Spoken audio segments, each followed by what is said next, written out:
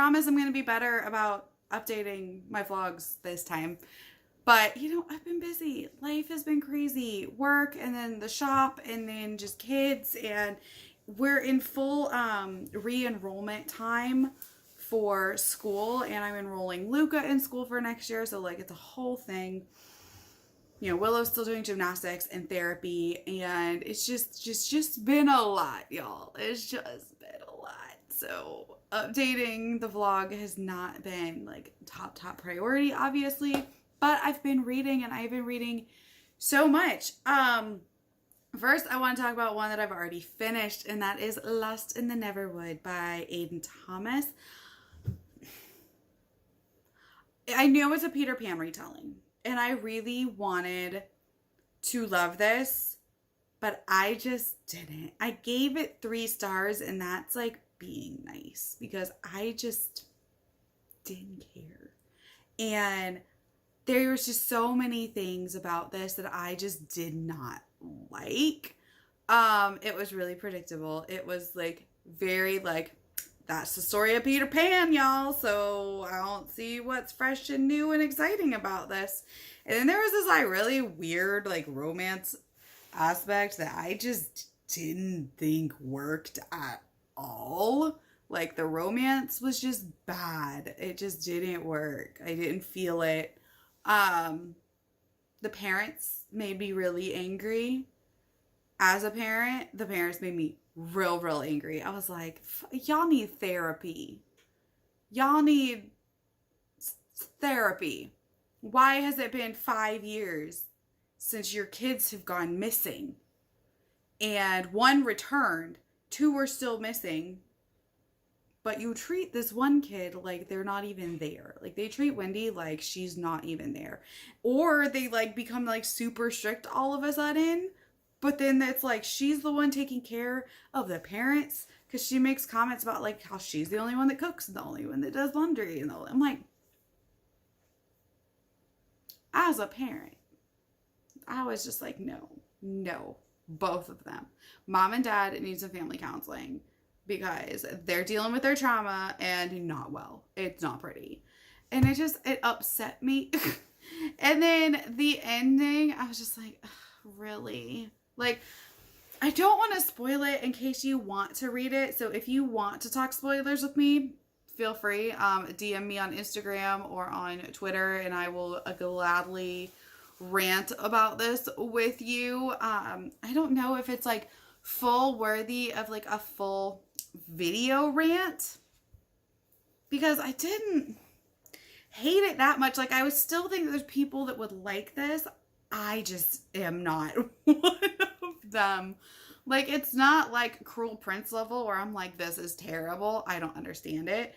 It's just like, it's been done. I wanted a fresh take on Peter Pan, and this was not it. This was not a fresh take on Peter Pan.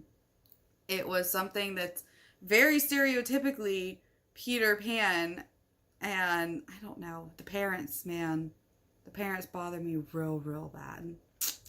But on a better note, I have been reading, and I am literally almost finished, like 10% more is all I need to read of The Bone Maker, and this might be a new favorite. Like, I am loving it. It is a standalone fantasy where we follow these like 5 characters that at one point in time, they were the chosen ones. Like, they saved the world, but one of them died. One of them's a hermit. Like, one has gone crazy.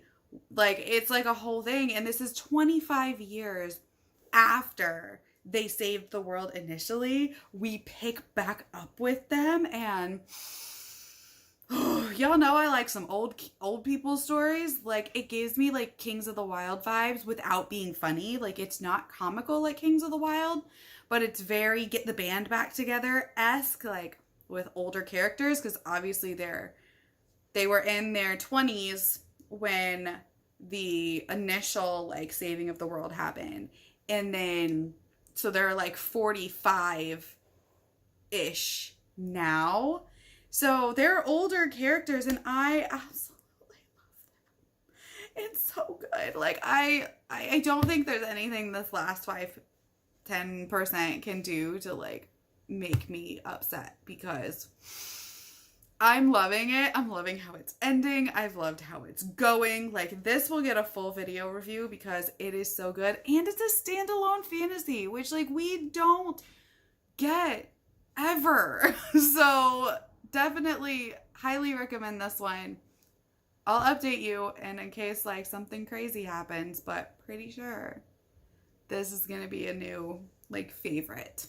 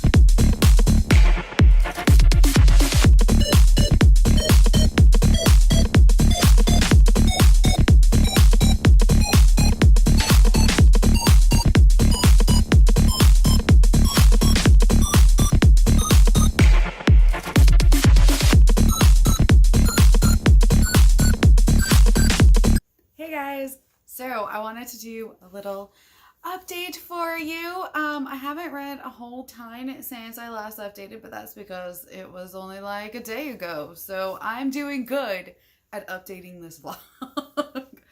I did finish The Bone Maker by Sarah Beth Durst, I believe is the author's name. And I was right. I absolutely loved it. I gave it 5 stars. I will be filming a full review for it because it was so good. Like I said, I only had like 10% left to read, I think, at the point that I updated y'all last. So there was nothing that could have happened to make me hate it. Like the ending, actually that last 10% was just like feels, and I loved it and it was so good. And I can see why some people wouldn't like it, but I loved it so much. Like, we're getting the band back together. It's these like older protagonists just so far after, like 25 years after they saved the world, like they have to like deal with it again, basically. And like all their PTSD and their trauma and everything's brought to a head, and it's just so good. Like, I can't wait to do like a full review for it, but I really liked it. I started Wildcat by, I think his name is J.P. Harker. It's a Kindle Unlimited book, and it is our shelf published in pick of the month. And so far, I'm not sure how I feel. I'm going to keep going, but I don't know if I'm going to finish it because I'm just not really sure how I'm feeling about it. And that could change because I'm only like less than 10% in. So it could change. I just have started to notice about myself, I don't tend to click quickly with like Viking-esque books. Like Malice took me forever. I didn't end up like clicking with it right away. It took me like 500 pages. And then Hall of Smoke was very Viking-esque, and like that didn't really click with me. But then I really liked Sky in the Deep, so I don't know. And that was pretty Viking-esque. So, I don't know. I'm going to keep on because it's interesting. Like, the world itself is interesting. I'm curious to see, like, what our central, like, conflict and everything is going to be. There was some moments at first in this first chapter that I'm like, what the fuck is going on? Like, there were some questionable moments that, like, had me scratching my head and, like, going to Discord and being like, y'all, what the fuck's going on? But I was assured that weirdness only happened, like, one time. So I'm like, I don't know. Like, old dad kind of hitting on daughter's friends while they're bathing. And, like, it was just weird. And I don't know how I feel about it, but I'm going to keep going because it seems like a pretty good story if I can get past that. And the formatting. The formatting on Kindle is a little obnoxious, which, like, it's just annoying. A little bit of that Kindle formatting. It's just not formatted correctly, so. But I'm going to go and read some more of it and see how I feel because I'm not ready to DNF it yet. Hey, guys. So, I made the decision after reading 20% that I am going to DNF Wildcat. It is just not for me. There were just cringy moments and then I couldn't connect to the main character. I wasn't interested. And I think I just don't like Viking stuff. I have a hard time with it. So maybe that's it. It wasn't for me. It's not bad. It's just, I don't think that this one was for me. So instead of forcing myself to continue on, I am going to DNF it. But since I am DNFing that book, I am going to start Red Rising tonight. We're reading this in Alan's Discord for Feb Rising, and we're actually going to be reading the whole series, so I'm really, really excited to get to this. I think Alan is starting it really soon as well, so I haven't, like, been in his Discord because I'm, like, trying to avoid spoilers. So, yeah, I'm going to start Red Rising tonight, and I will update you, let you know what I'm thinking. And now I gotta go cook dinner for the kids because, you know, they're hungry. All right. Hey, guys. So, last night I started Red Rising. I'm about 60 pages into it, and so far so good. I'm not really sure how I feel about it yet. I'm liking it. I'm not loving it, but I'm liking it. It's interesting. I knew a couple things were going to happen from talking to Monica over at Mooney Reads, and I was expecting them, and I was expecting not to like it, so there's that. But I don't hate it. I'm curious as to what's going to happen next, and I don't want to DNF it. I want to see what's going on, like, so that's good. It might not be a new favorite, but so far so good. We're gonna see what keeps happening with Darrow and these reds and golds and murders, and it is kind of Hunger Gamesy. I will say I really agree with Monica in the fact that it's very reminiscent of Hunger Games. Like, there's a lot of similar, like, little tropes, like the singing that's banned, the banned song, and the hanging, and, like, being broadcast and stuff like that. Like, there's definitely giving me some Hunger Games vibes. And I've never heard anyone but Monica talk about that, but it definitely is. But I'm curious to see what happens next. Also, I got new glasses. I don't know about the glare. It's like really, these are like really glaring from my lights. But I think that might be because they have the blue light blocker on them. I got them from Zenny, which is where I get like pretty much all my glasses. They're really cute. But yeah, I got Willow a pair of glasses too, but hers don't have the blue light blockers. I like them because they're cheap, like it's inexpensive, and I can order multiple pairs of glasses and be like, hey, what do I want to wear today? Sorry. But no, I ordered these. They came in. I was really happy with them. They're real cute. These were some of the more like expensive ones, but they were only like $30-some, let's be real. And that's with my prescription. So That's with like the blue light blocking. I think it came to like 40. And I got Willow them cheap ones. Let's be real. She's 7, almost 8 years old. She's getting inexpensive glasses because her prescription's like super minute anyway. But yeah, I'm gonna jump back into this and I'll let you know how I feel. Hey guys. So it's been a minute since I've updated, but I am about halfway through Red Rising now and it's meh. It's okay. It's getting better, closer to the end, but like I only have like 100 pages left, I think. And it's okay. I'm not hating it, but I'm not like, oh my God, this is my favorite. I love it. Oh my God. Like, I can really see my friend Monica's complaints about this book now. Like, this is the Hunger Games on Mars. To an extent, it is. Like, that was like her big thing. It's like she kept saying it really reminded her like of all the things she didn't like about the Hunger Games, and I love the Hunger Games, but it gives me some serious Hunger Games vibes. But I'm not hating it. I own the whole series, so I'm probably gonna read all of them because I'm not hating it. Like, at this point, it's probably like a 3-star. Like, it's aight, but not like, oh my God, I love Red Rising. So like it's not there. But this is also like, I believe the like Pierce Brown's like debut novel. So I'm gonna cut it a little slack.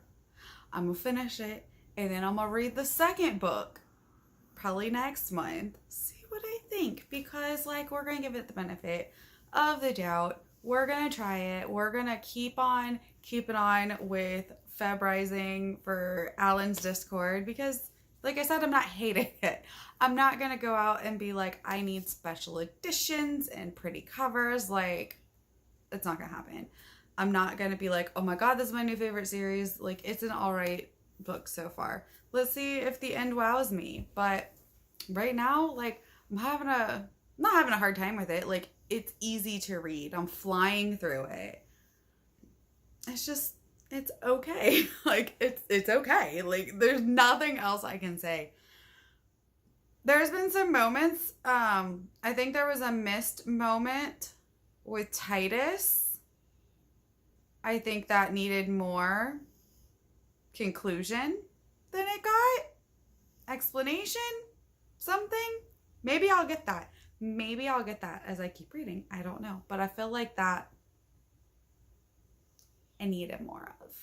Like, just gonna throw that on me and then I don't like give me more. So we'll see what happens there, but so far, so good. It's all right. So we'll see how it goes from here on out. Hey guys, so we are at the end of another week and another reading vlog. So I'm actually remembering to wrap up this vlog, so I'm proud of me. Be proud of me with me. Because I'm usually like really badly about my reading vlogs lately. But I finished Red Rising and it's alright. It's okay. It's good. It's not bad. I don't hate it. I don't love it. It was like a middle of the road 3-star book.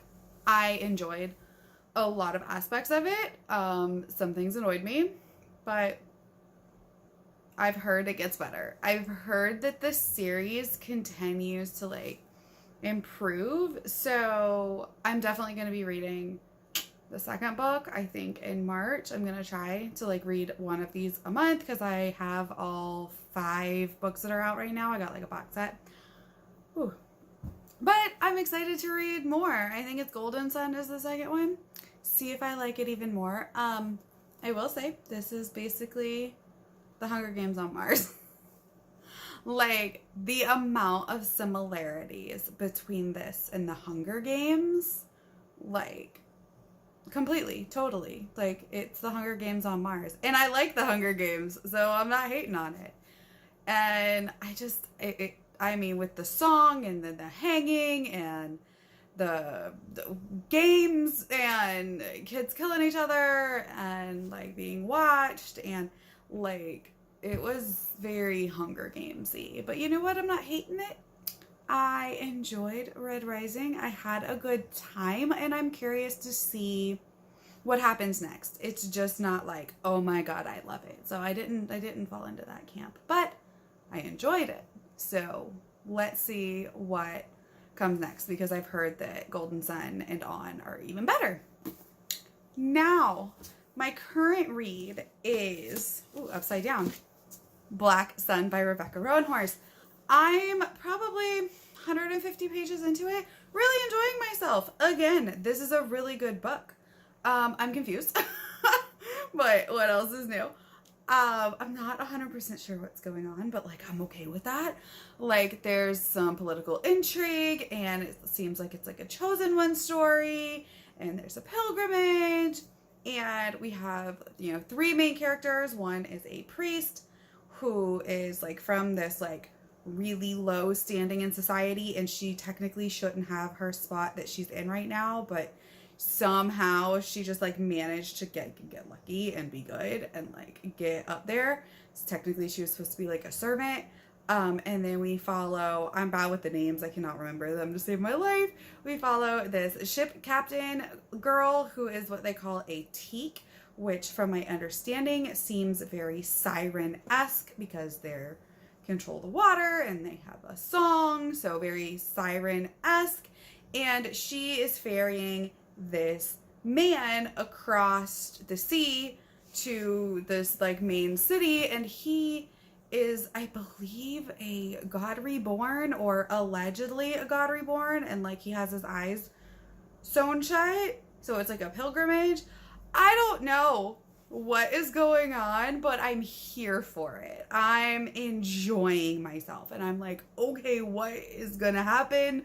What is this? Like, I need to know. And it's been reading really fast, right? Like, so this is an adult fantasy, but it reads quickly. Like, it's not overly confusing. It's not like info dumpy. There's not these like big long paragraphs of description about the world, and which some people have said like there's not as much world building, but like that's not the gist I'm getting. I'm getting that it's just pretty simplistic, and I'm liking that because it's not a whole lot for my little brain to absorb right now, and that works for me because I need that.